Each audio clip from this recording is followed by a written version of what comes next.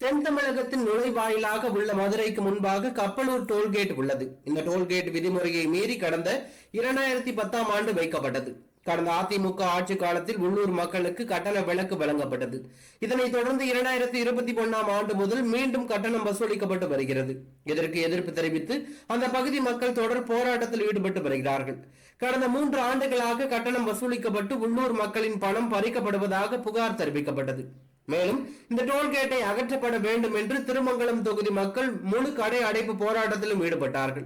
நிலையில்தான் கப்பலூர் டோல்கேட் தொடர்பாக மத்திய மற்றும் மாநில அரசு பேச்சுவார்த்தை நடைபெற்றது. இதில் எந்தவித முன்னேற்றமும் எட்டப்படாத காரணத்தால் இன்று கப்பலூர் டோல்கேட்டுக்கு பகுதிக்கு வந்த அதிமுக முன்னாள் அமைச்சரும் சட்டமன்ற எதிர்க்கட்சி துணைத் தலைவர் RB உதயகுமார் டோல்கேட் தொடர்பாக பொதுமக்களிடத்தில் மனுக்களை வாங்க சென்றார். ஆனால் போலீசார் அனுமதி மறுத்த நிலையில் கடும் வாக்குவாதத்திற்கு பிறகு அனுமதி கொடுக்கப்பட்டது. அப்போது உண்ணாவிரத போராட்டத்தில் ஈடுபட முயன்ற பொதுமக்களையும் முன்னாள் அமைச்சர் RB உதயகுமாரையும் போலீசார் கைது செய்தார்கள்.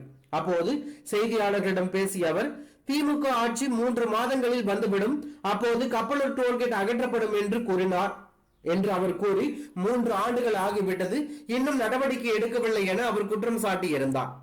சட்டத்துக்கு புறம்பாக அமைக்கப்பட்ட கப்பலூர் டோல்கேட்டை நிரந்தரமாக அகற்றப்பட வேண்டும்.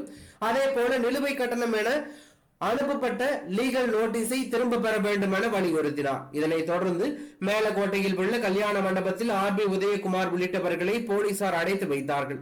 அங்கும் தொடர்ந்து உண்ணாவிரத போராட்டத்தை உதயகுமார் ஈடுபட்டு வருவதாக தகவல் வெளியாகி பரபரப்பை ஏற்படுத்தி உள்ளது.